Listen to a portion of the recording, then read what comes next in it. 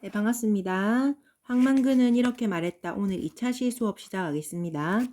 지난 시간에는 415페이지의 17번째 줄 내용 구성 단계상 전개 2로 끊어서 우리가 내용을 한번 살펴봤습니다. 소설 앞부분에 황만근의 실종으로부터 이야기가 시작이 되고, 그리고 사람들을 이제 소집하게 된 외지인 민 씨와 이장님이 갈등하게 되는 부분이 나오죠. 그런 이장을 추궁하는 민 씨와 그리고 자기의 책임을 회피하는 이장의 모습을 우리가 확인해 볼 수 있었고, 그러면서 그 황만근이 어떤 사람인지를 알 수 있는 일화들이 쭉 나오기 시작합니다. 그리고 황만근이 부재함으로 해서 마을 사람들이 황만근의 부재를 인식하게 되는 어떤 계기들도 나오게 되죠. 415페이지 18번째 줄 그러던 어느 날부터 보겠습니다. 여기서 이제 마을 사람들이 모여서 농민 그 총 걸기 대회에 나가는 부분에 대해서 이야기하는 부분이 나오는데, 농가 부채 해결을 위한 전국 농민 총 걸기 대회가 열린다고 이장님이 방송을 해요. 그래서 이제 마을에 가는 사람들이 모이죠. 부채라는 건 빚을 가지고 있다는 것이고, 그렇다면은 이제 빚을 가진 사람들이 이것의 대상이 되는 거죠. 하지만 뒤에 읽어보면 알듯이 황만근은 이 부채와 직접 관련이 없습니다. 없는데 여기 모이게 된 이유는 누구보다 먼저 여기 와서 막걸리를 받아오죠. 우리 앞에서 알 수 있었지만 황만근은 술을 굉장히 좋아합니다. 그러니까 술 때문에 사실 여기 모였다고 볼 수도 있는 것이죠. 이 당시 선생님이 지난 시간 이야기했는데 이 작품에 담긴 이제 공간적인 배경은 1990년대 말이라 그랬습니다. 시간적인 배경, 죄송합니다. 시간적인 배경은 1990년대 말입니다. 이 당시에 농가 부채 문제가 굉장히 심각했다고 합니다. 당시 90년대 말이면 이제 농사도 기계화가 좀 되어야 되죠. 손으로 하는 농사보다는 아무래도 기계화를 통해서 농업 생산력을 향상해야 되고, 그러려면 이제 경쟁력을 높이기 위해서 최신 시설, 이런 이제 설비 확장 이런 것들이 필요했죠. 더불어서 이제 농산물들이 활발하게 수입되던 시점이기 때문에 가격 경쟁력에서 저렴한 수입 농산물이 들어오면 우리 농가가 그것을 또 버티지 못하고 이런 안팎으로의 어려움이 있었어요. 그래서 이런 시설이나 설비를 확장해서 경쟁력을 높이려고 하다 보니 그 초기 비용이 들죠. 그래서 이것을 빚을 통해서 해결하려고 했던 것이죠. 빚을 져서 최신 설비 기계들을 구매를 하고, 그러면은 이것들을 구매한 것은 열심히 농사를 지어서 쌀이나 이런 것들 다시 팔아서 그 빚을 메꿔야 했었죠. 근데 이제 값싼 농산물, 수입 농산물들과 경쟁을 하다가 이런 것들에서 이제 가격이나 이런 것들에서 밀리게 되거나 정부의 수입 구조, 정부가 세금을 이렇게 관세를 줄이거나 없애서 외국의 농산물이 값싸게 더 들어오게 되면 이런 경쟁력이 떨어지게 되는 것이고, 그래서 소득의 증가가 또 없어지게 되면 이런 빚은 고스란히 농가에서 떠안아야 되는 것이죠. 그래서 이런 것들이 당시 농가에 굉장히 큰 문제가 되었다라고 할 수 있습니다. 416페이지 보면 이 마을에 관해서 이어지는 대화들이 쭉 나옵니다. 여기 보면 또 우리가 그 언어 유희를 한번 살펴볼 수 있어요.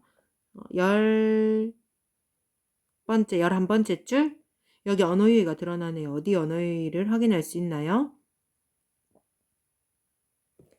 네, 12번째 줄 보면 부채 말고 선풍기를 해도 되겠네 라는 말이 나오죠. 농사를 지도 부채, 농사를 지어도 빚, 농사를 몰라도 빚, 아이고 그나마 우리를 다 합쳐가지고 부채 말고 선풍기를 해도 되겠네. 여기서 부채는 빚을 가리키는 부채와 우리 더울 때 붙이는 부채가 의미 같다라는 것을 이용해서 한 언어 유희죠. 이것도 마찬가지로 동음, 이어를 활용한 언어 유희를 통해서 이런 상황을 좀 웃으면서 상황을 좀 우스꽝스럽게 만들면서 돌려서 상황을 이제 비판하고 있다고 볼 수 있겠죠. 그러니까 이렇게 말장난을 치면서 이야기가 진행되고 있다라는 거는 분위기가 그렇게 무겁지 않다라는 거죠. 그런 상황입니다. 그런데 쭉 가보면 이제 마지막 줄에 보면 이장이 황만근을 붙들고 이야기를 하는 걸 민씨가 목격을 하게 됩니다. 417쪽에 황만근을 따로 불러서 이장이 이런 일에 자네가 꼭 참가해야 된다 라고 강하게 권유를 하고 있습니다. 자, 여기까지 한번 끊어 보겠습니다.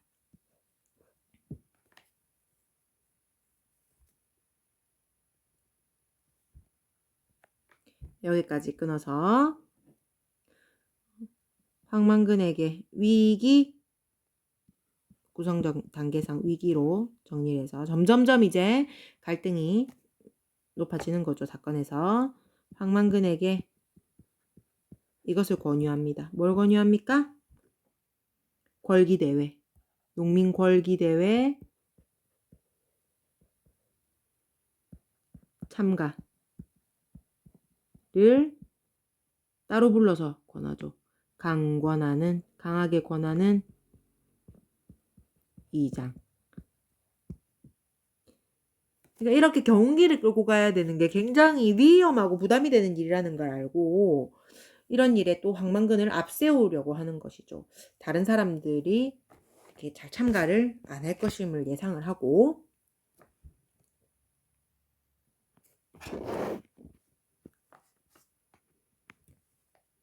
민씨가 헛기침을 하자 이 이장의 이야기가 끝이 나게 되고 이제 황만근도 집으로 돌아가고 민씨가 그 뒤를 따르면서 같이 걷게 됩니다.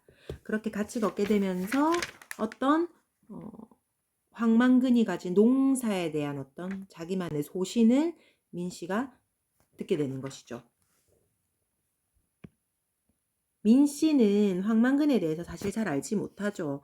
알지 못하는데 황만근이 이런 얘기를 하죠. 중간에 15번째 줄 보면 참 별들이 똘똘하게 잘 돈다. 시계처럼 하루도 쉬지 않고 똑딱똑딱 나왔다 들어갔다 나왔다 들어갔다. 뭔가 어떤 자연의 이치에 대해서 이야기를 하는 것을 듣고 민씨가 좀 어리둥절해 합니다. 왜? 그냥 술주정뱅이, 부지런한 일 성실하게 하는 술주정뱅이 이 정도 이상으로는 아는 게 없죠. 그러니까 굉장히 좀 약간 바보 같은 사람이 할 얘기는 아닌 것 같은데 라고 생각하면서 어리둥절해 하는 것이죠. 이렇게 황만근과 대화를 나누는 민씨가 황만근에 대해서 굉장히 좀 호기심과 흥미를 느끼고 있는 부분 알 수가 있습니다. 418쪽 넘어갑시다. 민씨가 황만근에게 술을 같이 하겠느냐라고 권유를 했고 황만근은 술이라면 마다하지 않죠. 민씨의 집으로 꺾어들어서 같이 이제 술을 마시게 되는 것이죠. 술을 마신 다음 날 새벽에 민씨가 경운기 소리를 듣는데 시동이 잘 걸리지 않는 경운기 소리는 황만근의 경운기 소리인 것 같아요. 그 뒤에도 걸기대에 가는 집마다 경운기를 끌고 나오려면 이제 경운기 소리가 많이 나야 되는데 웬일인지 다른 경운기 소리는 더 들려오지 않았다.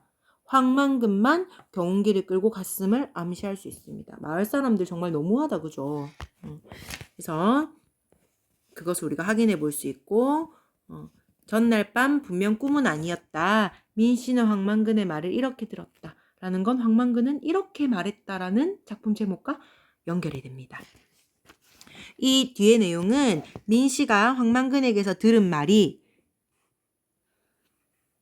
직접 인용이 되기도 해요. 황만근의 말이 민씨가 들은 말이 직접 인용되기도 하고 또 이런 부분들을 통해서 괄호된 부분 있죠. 황만근이 직접 말을 한 부분은 따옴표로 정리되어 있고 그 외에 또 민씨가 자신의 기억이나 자신의 해석에 따라서 다시 정리하기도 하는 거죠. 그래서 직접 인용 또는 민씨의 기억,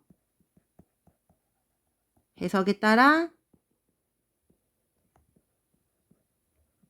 정리된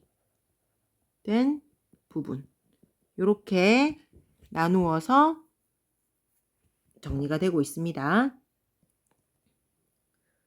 자, 황만근이 이야기하는 부분들 보면 뭐 이런 농민 어민의 복지나 소득 향상, 생활 개선 다 좋은데 그걸 제 돈으로 해야 된다라는 이야기를 하고 있죠.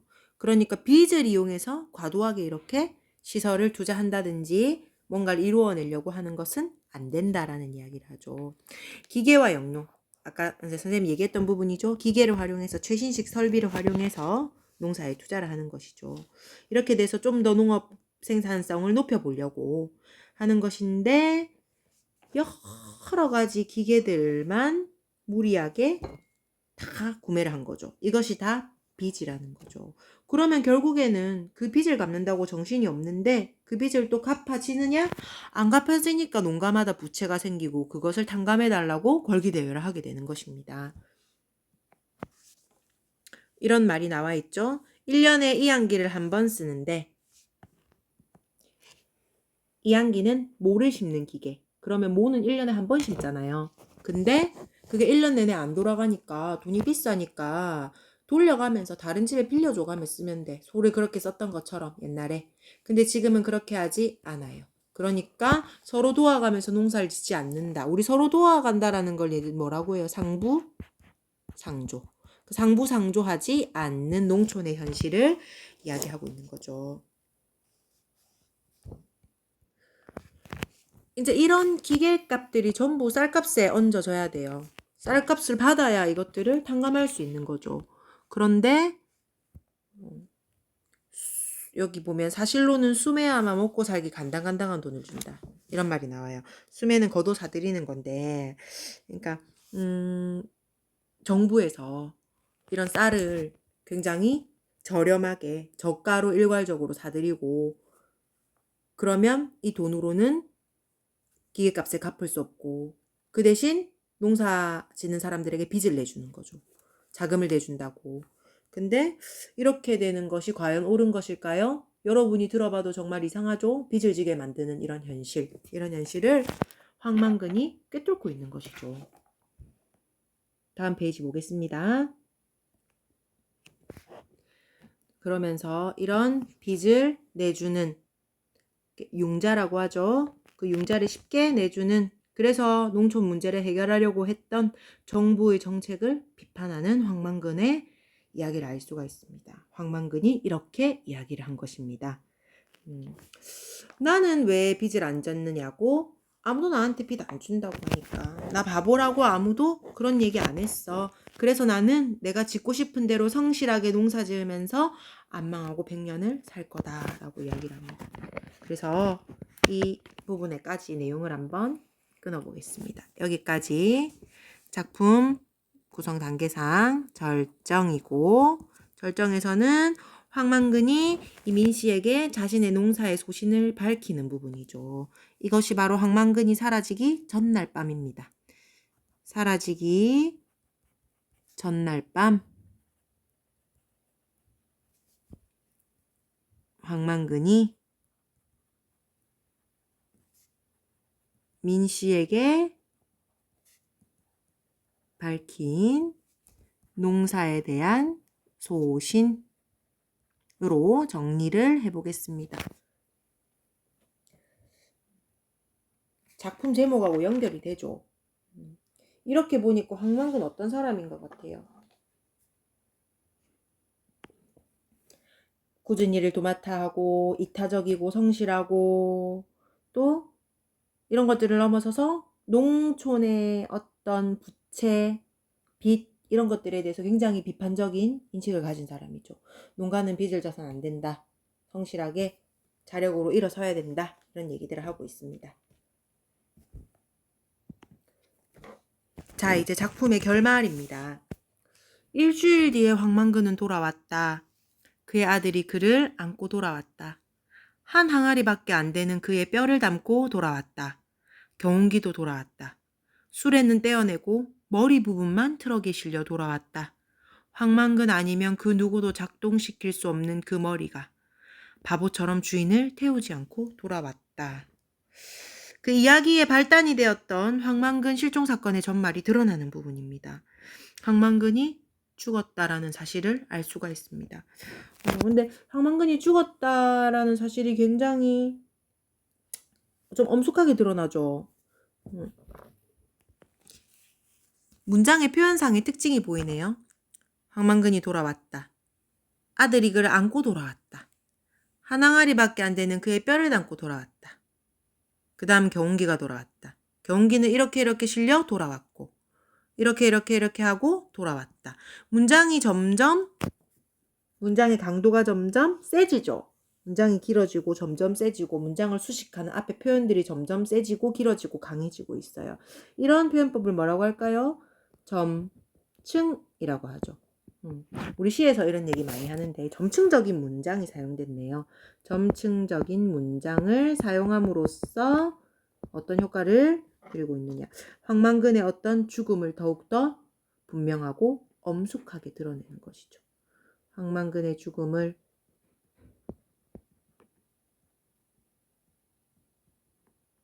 더욱 분명하고 엄숙하게 드러냅니다.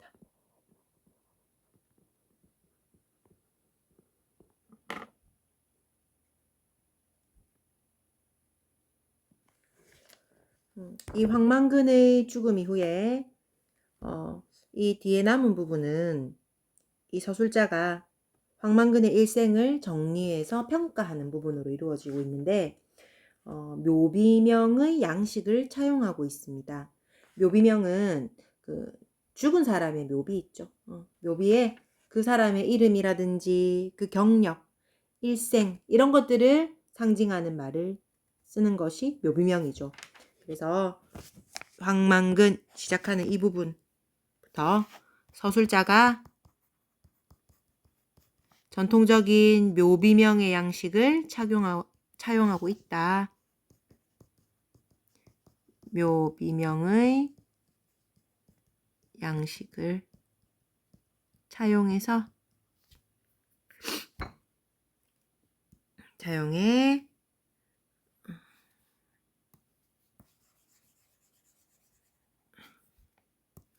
황만근의 일생을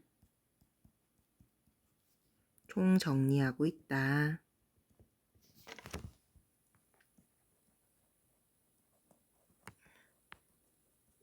총정리하며 평가하는 부분. 이 마지막 뒷부분이라고 볼 수 있습니다. 굉장히 황만근을 훌륭하게 평가를 하고 있었죠. 그리고 황만근을 황선생이라고 지칭하면서 존칭을 사용하고 있다는 걸 알 수 있어요. 서술자의 황만근을 대하는 태도를 알 수가 있죠. 황만근, 황선생은 어리석게 태어났는지는 모르겠지만 해가 가며 차츰 이것이 돌아왔다. 신지가 돌아왔다고 얘기합니다. 신지 밑에 나오죠. 신령스럽고 기묘한 지혜가 돌아왔다. 어리석게 태어났는지는 몰라. 그런데 이후에 인생을 보면 점점 그 지혜가 돌아온 사람이야 라고 평가하죠. 그런데 그는 누구에게도 해를 끼치지 않았듯이 그 지혜로 어떤 가르침도 함부로 남기지 않았다라고 되어 있습니다. 그렇기 때문에 일반 사람들은 황만근의 지혜를 알아볼 수가 있었다 없었다? 없었던 것이죠. 누구에게도 해를 끼치지도 않았지만 함부로 누구를 가르치려 들지도 않은 사람입니다.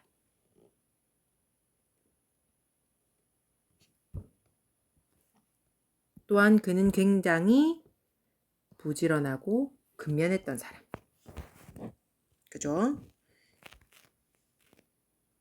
그리고 술을 좋아했던 사람.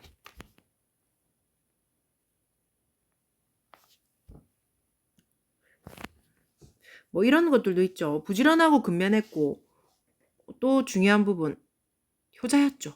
효자이고 아들에게는 예심 많은 아버지였고 이런 것들도 황만근의 특징이라고 볼 수 있죠. 그래서 황만근의 어떤 굉장히 이타적인 모습, 성실했던 모습들이 여기 잘 요약이 돼 있네요. 보니까.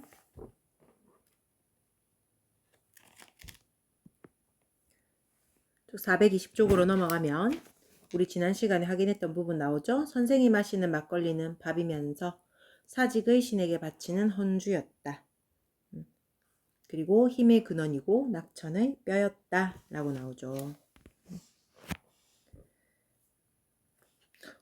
여기서 보면 황만근이 마신 술을 부정적으로 바라보는 게 아니고 황만근이 마시는 술을 오히려 긍정적으로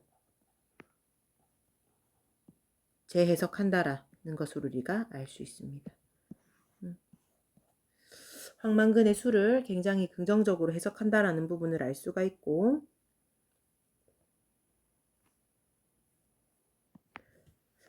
아래를 보면 전일에 황만근이 어떻게 죽었는지를 죽게 된 경위가 나오죠.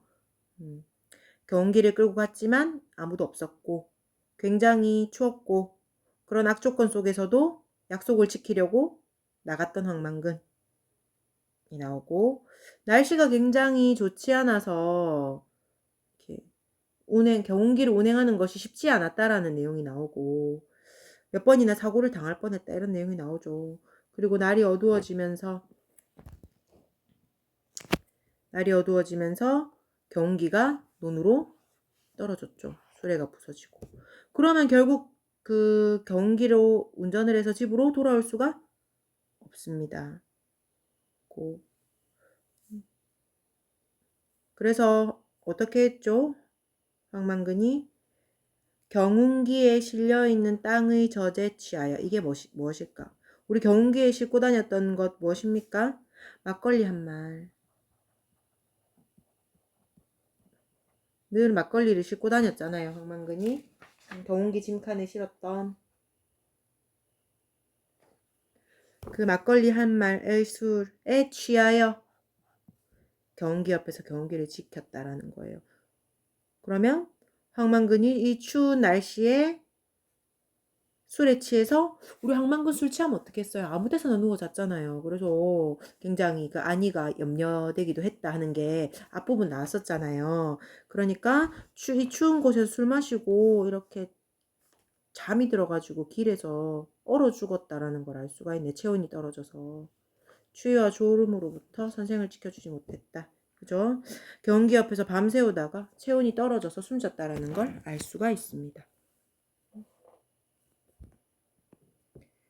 마지막 페이지 보겠습니다. 자, 이렇게 황만근에 대해서 정리를 하고 있으며 마지막에 보면 남의 비웃음을 받으며 살았지만 황만근은 굉장히 자신이 가지고 있던 이 뜻을 끝끝내 가지고 가니 하늘이 낸 사람이다. 하늘이 내고 땅이 일으켜 세운 사람이다. 라고 하면서 황만근의 인품을 굉장히 찬양하고 있습니다. 단기 4330년은 1997년입니다. 1900년대 후반이라는 걸 알 수가 있고 아래쪽에 나오죠. 본디의 묘지에나 쓰일 그 묘비명이지만 이 아무 쓸모도 없는 글을 내가 귀농했다가 다시 도시로 흘러가며 민순정이 썼다. 민순정? 누굴까요? 민씨죠. 민씨의 이름이 여기 나오게 되네요. 이렇게 알 수가 있습니다. 그래서 마지막 부분이 이 작품의 결말입니다. 결말이고 결말은 묘비명의 형식을 차용해서 황만근의 어떤 죽음과 황만근에 대한 평가를 민씨가 하고 있는 것이죠. 그래서 결말 내용 정리해 보겠습니다. 황만근의 죽음.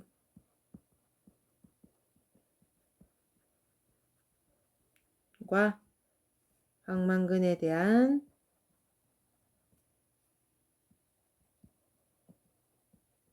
민씨의 평가. 이것이 묘비명의 형식을 차용하여서 표현되어 있다라고 볼 수 있겠습니다. 굉장히 좀 안타깝고 슬프다, 그죠? 황만근은 이렇게 말했다라는 작품 자체가 황만근의 일생을 나타내죠. 황만근의 어떤 일생을 다루고 있는 작품이기 때문에 이 형식 자체가 전의 형식을 차용하고 있어요. 전의 형식. 전이라는 거 여러분들 위인전 할 때 전 들어보셨죠? 전. 어떤 인물의 일생을 다루고 있는 것을 우리가 전이라고 합니다. 그리고 그런 일생과 교훈이 될 만한 내용 또는 뭐 비판 이런 것들을 덧붙이는 것이 바로 전의 형식이죠. 전이라는 거 위인전 생각해 보면 될 거예요. 어떤 인물의 행적, 일생, 그리고 그것에 대한 평가, 교훈이 될 만한 부분이라든지 비판해 볼 만한 부분이라든지 이런 것들을 다루고 있는 게 전이고 그런 형식을 차용한 소설이라고 우리가 생각해 볼 수 있어요. 그렇게 보면은 황만근은 이렇게 말했다라는 제목으로 우리가 황만근 전 이렇게 붙여도 크게 무리가 없을 것 같네요. 그죠? 자, 그러면 우리 제재 정리 프린트 빈칸 한번 채워보면서 마무리 한번 해보겠습니다. 제재 정리 제일 앞부분 핵심 정리도 있고 뒷장에 이 페이지에 나머지 빈칸도 있는데 먼저 영상을 정지하고 빈칸을 한번 먼저 채워보십시오. 먼저 여러분이 풀어보고 같이 풀이하겠습니다. 영상 정지하고 빈칸 풀고 다시 재생하십시오. 자, 빈칸 채워보셨나요? 정답 같이 확인해 보겠습니다. 2장의 발언. 대외 방침에 따르면 농민들은 경운기를 몰고 면사무소 앞까지 집합해야 함. 많은 경운기가 군청까지 국도로 행진함으로써 무엇을 하자는 것? 자, 다 같이 단체 행동을 하자는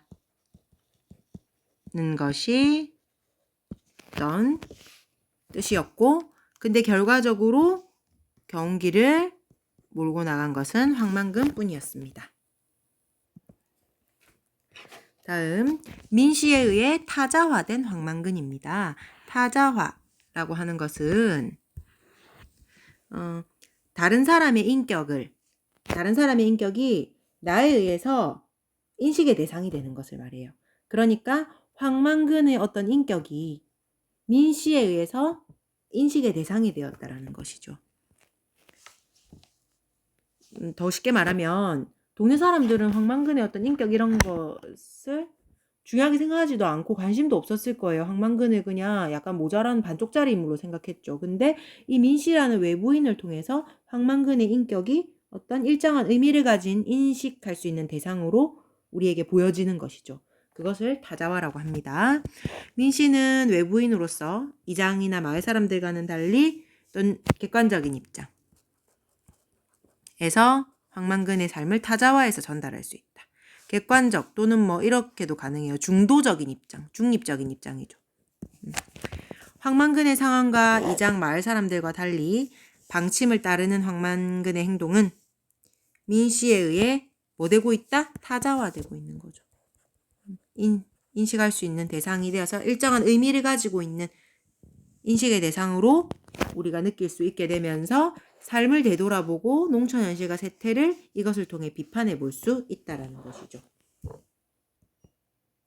황만근 실종 사건의 결말입니다. 황만근이 돌아왔다라는 내용의 결말이 나오고 이것은 어떤 문장으로 드러냈죠? 점층적인 문장이었죠. 다음으로 황만근에 대한 평가입니다. 황만근, 황 선생은 어리석게 태어났는지는 모르지만 해가 가며 차츰 뭐가 돌아왔죠? 신지, 신묘한 어떤 그 지혜. 그래서 서술자가 전통적인 이것의 양식을 차용했죠. 묘비명. 묘비명의 양식을 차용해서 정리해서 평가했고 이 서술자가 어떻게 평가했어요? 훌륭한 삶을 살았다고 평가하면서 존칭을 썼죠. 황 선생이라고 부르고 있습니다. 다음 황만근의 죽음의 의미입니다. 황만근의 실종과 황만근의 죽음으로 황만근의 이것을 실감하게 되죠. 황만근이 존재하지 않음, 부재를 실망합니다. 황만근은 무시당했지만 매우 중요한 인물이고 꼭 필요한 인물입니다. 우리 이웃과 황만근 그 가족에게. 이 소설에서 앞부분에 보면 그 408쪽인데 두 번째 장이거든요, 소설의. 세 번째 줄에 보면 자리에 모인 대여섯 명의 황씨들은 서로의 얼굴을 마주보더니 모두 고개를 흔들었다는 말이 나와. 여기 황씨 인물들이 많이 나와. 그런 걸 보면 같은 성씨끼리 옛날에 마을에 같이 잘 모여 살았거든요. 그래서 이 성씨들, 황씨 성씨들이 이 마을에 굉장히 모여 살았다. 그래서 집성촌이라는 걸 알 수가 있어요. 선생님도 어렸을 때 그 선생님 친가 쪽 이제 선생님 우시잖아요. 아빠가 여주에서 이렇게 마산으로 직장을 구해서 오게 됐는데 그 여주의 마을에 가면 시골에 우씨 가족들이 다 모여 살아요. 이런 것들이 집성촌이라 할 수 있죠. 그래서 어떻게 보면 다 같은 큰 가족이고 같은 성씨를 가진 친척, 일가 친척의 개념이라 볼 수 있는 거죠. 그래서 가족과 이웃에게 꼭 필요한 인물이고 그리고 굉장히 훌륭한 덕을 가진 소유자다라는 걸 알 수 있습니다. 그 다음 묘지명 속의 황만근이라 되어 있는데 묘지에 쓰는 건 이제 묘비라 하죠. 그리고 묘비라고 하는 게 좀 더 적합하겠네요.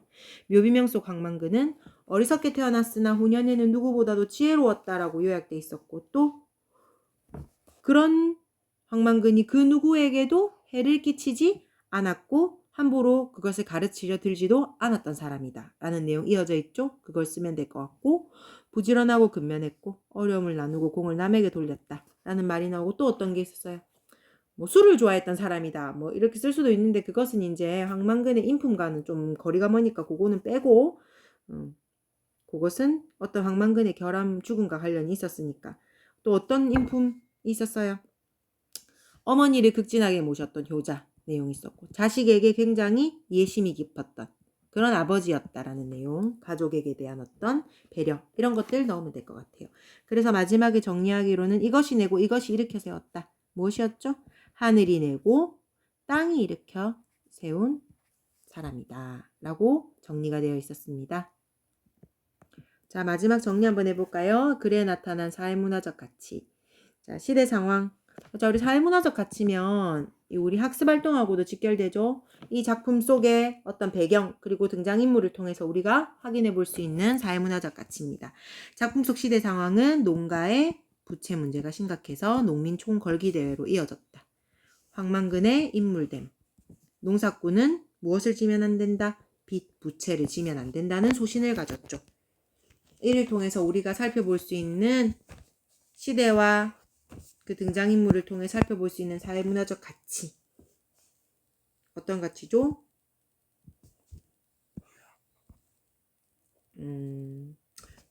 빚 없이, 부채 없이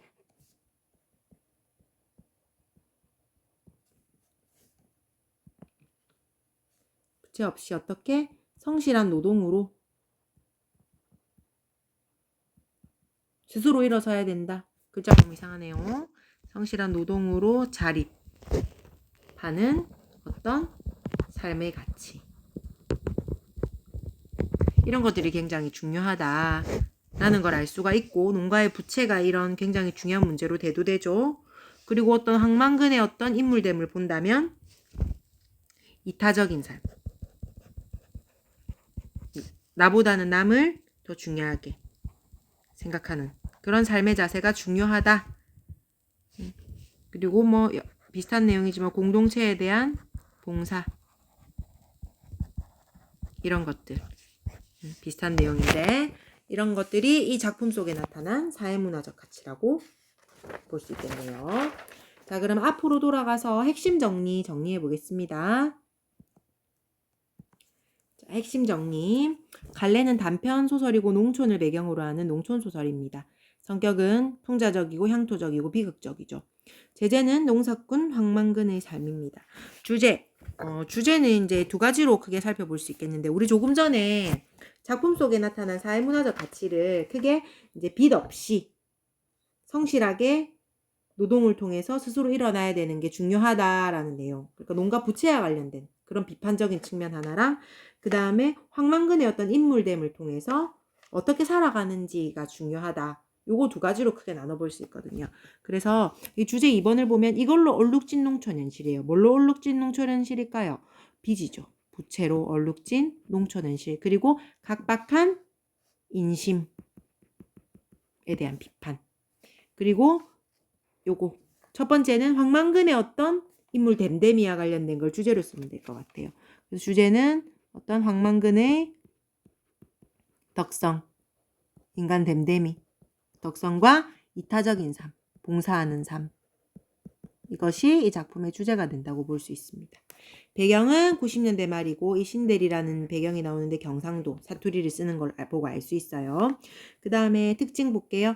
바보형의 우직한 인물을 통해 이기적인 세태를 비판한다.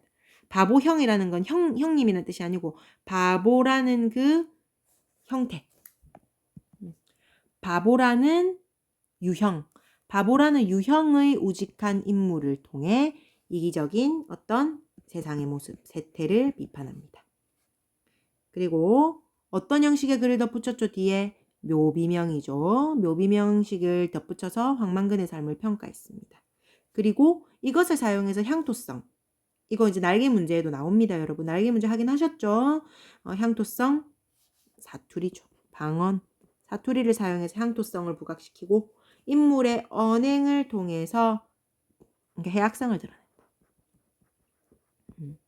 인물의 언행에서 해악성이 드러나는 부분 좀 있었죠. 있었고 그 언어 유희 이런 부분 통해서 해악성 있었죠. 말이나 행동을 통한 해악성이 좀 중간중간 드러났다라는 것까지 확인해 볼 수 있겠습니다. 이렇게 우리가 제재 정리까지 확인을 해봤는데요. 전반적인 선생님이 내용엔 이렇게 큰 줄기는 다 짚어줬는데 여러분들이 아무래도 우리가 시험을 통해서 학습을 위한 글읽기를 하기 때문에 작품을 좀 꼼꼼하게 읽고 인물이 왜 이런 말을 했고 왜 이런 행동을 했는지 소설 전체의 맥락에서 앞뒤 내용을 여러분들이 확인할 수 있어야 서술형도 답을 쓸 수 있을 뿐더러 객관식에 오답을 골라내는 것도 여러분들 꼼꼼하게 보셔야 이런 맥락 안에서 답을 찾아낼 수 있습니다. 422쪽에 넘어가면 학습활동 나오죠. 학습활동은 숙제이면서 여러분들 정답 확인을 리로스쿨에서 이렇게 자율학습으로 하시면 되겠습니다. 특별히 선생님이 추가로 설명해 줄 부분은 없을 것 같고 혹시 질문이 있으면 학교에서 선생님에게 질문을 해주시면 문제에 대해서 의문 나는 부분 선생님이 해결해 주도록 하겠습니다. 숙제는 422쪽, 423쪽, 그리고 424쪽까지만 숙제를 하시면 되겠네요. 425쪽, 426쪽은 하지 않아도 좋을 것 같아요. 그래서 세 바닥을 숙제하고 문제 풀고 문제 정답을 리로스쿨에 정답 확인하고 이해 안 되는 의문 나는 내용은 선생님에게 질문을 해주시기 바랍니다. 오늘 여기까지 하고 황만근은 이렇게 말했다 단원의 끝을 내도록 하겠습니다. 시험 범위는 여기까지고 427쪽에 10-3단원 경험과 성찰을 담은 글쓰기는 시험 범위에서 제외가 되겠습니다. 그래서 시험 범위는 어디서부터일까요? 시험 범위는 6-3단원 춘향전부터 10-1단원 광야 신의방 그리고 10-2단원 황만근은 이렇게 말했다까지고 추가로 나간 선생님이 준 프린트하고 선생님 부교재에서 요 본문 나왔던 부분 관련되는 부분 시험 범위 들어간다 하는 부분까지 시험 범위 되겠습니다. 모두 수고하셨습니다.